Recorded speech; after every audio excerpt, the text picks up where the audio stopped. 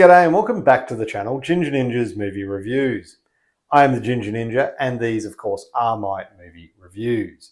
If you're new to my channel, thank you very much for tuning in, stopping by and checking it out. You're in for a treat because we've just wrapped up Nothing But 90s November and I thought I'd kick off December with another 90s movie. Yeah, actually this is completely by accident. I found this one on Tubi. It is Jack Frost from 1997. And of course it's a Christmas movie because we're in December. So let's get into it. Now the film was directed by Michael Cooney. The film stars Scott McDonald, Christopher Allport, Stephen Mendel, Rob LaBelle, and Shannon Elizabeth. Now before I get into all the plot and all that, I do want to say a big thank you to all my new and existing subscribers. Of course, I say it every week, but I truly mean it. So I just want to say thank you. Now, the plot. After an accident that left murderer Jack Frost dead in genetic material, the vengeful killer returns as a murderous snowman to exact his revenge on the man who sent him to be executed. Now, that is the plot word for word from IMDb. So, yeah, Jack Frost dead in genetic material. Yeah, I don't even... Yeah. But anyway, look, just to let you know, there will be spoilers ahead. But like I said, this one is on Tubi. Go check it out. It's free. You've got a couple of ads, but who cares? It's free. Now, where do you really begin with a movie with just so much fun in the name, Jack Frost? And don't get it confused with the other Jack Frost movie that came out in '98 with Michael Keaton. It's got less killing in it, and it doesn't have Shannon Elizabeth either. So yeah. So I guess for starters, the Snowman himself is an absolute masterpiece of low budget horror. I really enjoyed the look, the design, and the effects of this one. He's got this cheesy, rubbery face and the snow-covered exterior. You'll find yourself either half impressed or half laughing, or possibly both. And the film doesn't try and hide away from its budget or its constraints with its budget. And that's exactly what makes this an enjoyable film in a completely absurd way. So get ready to deck the halls and spread some Christmas cheer. It's time for a bit of Christmas evil.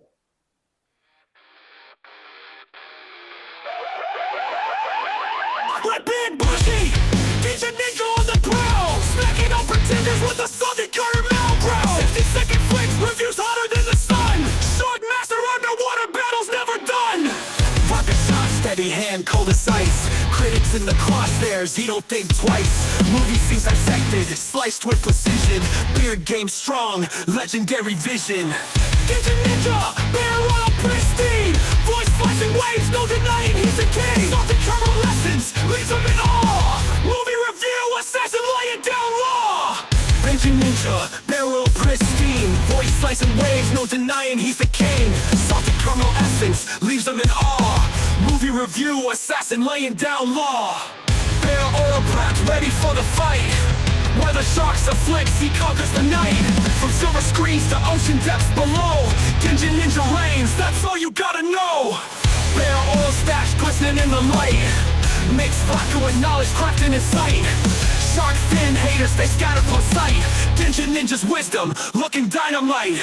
Legends we crafted from tales people tell. Something caramel dreams in a vodka infused shell. 50 seconds flat, analyze it with flair. Ninja Ninja forever, ain't nobody compare. So kicking it off with the cast, and look, to be honest, I don't have a whole lot to say about the cast. The performances in the film are fine. They actually work well with what they're given. And look, let's be honest, it's cheesy, it's campy, and they play that up really well. They know they're in a very, not a serious film. So they do play around with that, and they have fun with it, and that shines through. You've got Christopher Allport as Sheriff Tiller, and he gives a really earnest performance in his role, and he plays our quintessential small-town hero, though he's not a hero, not if you ask him, but he's our main good guy. Rob LaBelle, fantastic. You know, he plays a quirky scientist type guy. He's always he's very underrated. I've seen him in a bunch of things. He was I believe he was in an episode of The X-Files, First Wave. He's been in so much. Rob LaBelle, check him out, great actor. Shannon Elizabeth, you know, in one of her earliest roles, probably stands out mostly because of her later fame in this one. Not to say she does a bad job, but you know the name, you know what's coming for her in the future. You know, especially in 13 Ghosts. That was epic. I love that movie. But look, to be honest, the standout in the whole film is Jack Frost himself. The actor who plays him to start with, he's just completely batshit insane, and he just makes the most of it.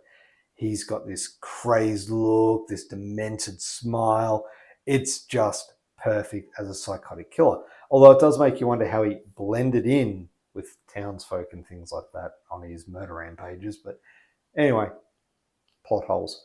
But when he becomes Jack Frost, the killer snowman, that's when he excels. Like his, the way he talks, the crude humor, the ridiculous snowman antics that happen, they steal the show altogether. So definitely he is number one.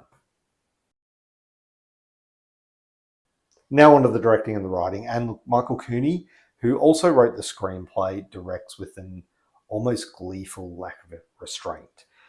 His low-budget constraints are obvious, but he leans into the absurdity of the situation, ensuring that the film is never boring. You know, for fans of slasher films, Jack Frost delivers in terms of inventive murders. The snowman's icy abilities are used in very bizarre ways. You know, he's able to melt himself down and then reform. At one point, he becomes bathwater. You know, it's just done really well. And some of the deaths are very much over the top, but they're both gruesome and hilarious at the same time. And when I say gruesome, and I'll touch on that in the effects, I don't mean gruesomes in gore, they're just gruesome. Yeah, it's clear that the filmmakers had a lot of fun thinking of ways to make the snowman menacing. One of the first kills is actually one of the funniest as well, where all of a sudden you just see this snowman's hand hit someone and then a snowboard chop his head off. It looks so bad, but to see the head flying in the air, it's hilarious. And speaking of hilarious, and also what I mentioned about the character of Jack Frost, his crude humor, there's the one-liners that Jack Frost delivers. He's got an affinity for puns and quips, and this injects a layer of personality into the snowman and into a very ludicrous premise. And look, while not every line lands perfectly, the best moments have a so bad it's good charm that horror comedy enthusiasts will appreciate. You know, he kills someone with an axe and he says, "I just axed you for a cigarette."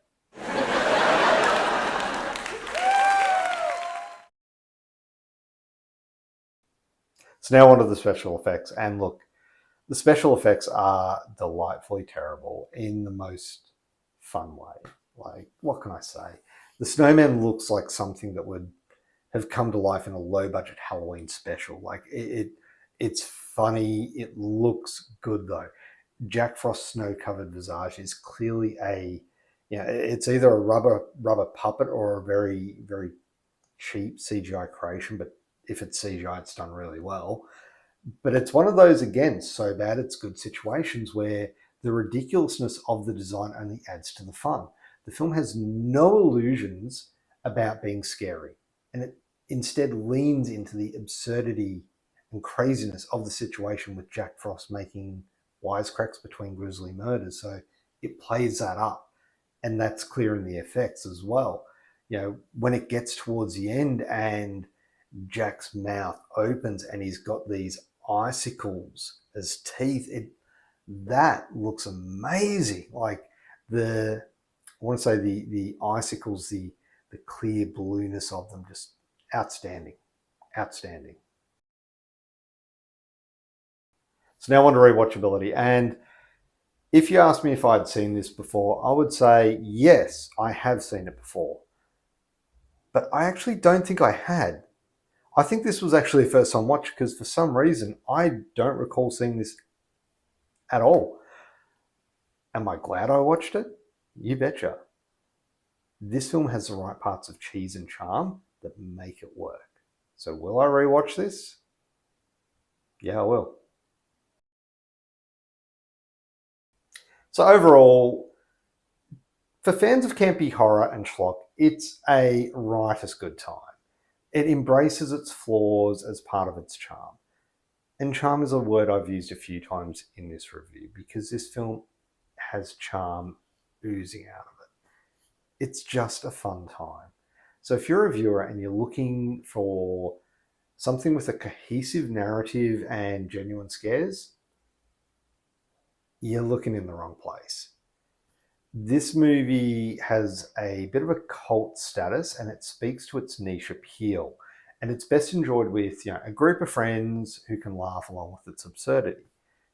It's a film designed to have a good time with. Overall, for a score, I'll give this a 7 out of 10. There you have it. That is my review of Jack Frost kicking off Evil Christmas or Evil Xmas. I actually don't really have a name for this. But yeah, it's December and I'm just looking at Christmas themed movies. So yeah, if you can think of a name for this month, let me know down in the comments below because I'd love to hear it because I'm scratching my head about it. Anyway, look, thank you very much for watching. We'll be doing another one in a couple of days, so keep an eye out for that. Of course, if you've got any suggestions for Christmas horror movies, let me know. Happy to always have a look at them, but I do have a few lined up, but if you've got something, let me know. Anyway, before I ramble on too much, I do want to say thank you very much for watching. If you haven't already, please do hit that thumbs up button. It'd be much appreciated. And of course, if you've made it this far, subscribe to my channel, hit that notification bell, so that way you're notified each time I do release a new review. Now, as of this moment, I'm about 40 subscribers off hitting that magical 1,000 mark. I would like to get to that 1,000 mark if it happens before the end of the year. We'll see. But do me a favor, if you haven't, hit that subscribe button. It'd be much appreciated. Anyway, look, thank you very much for watching. Have a great day. Bye.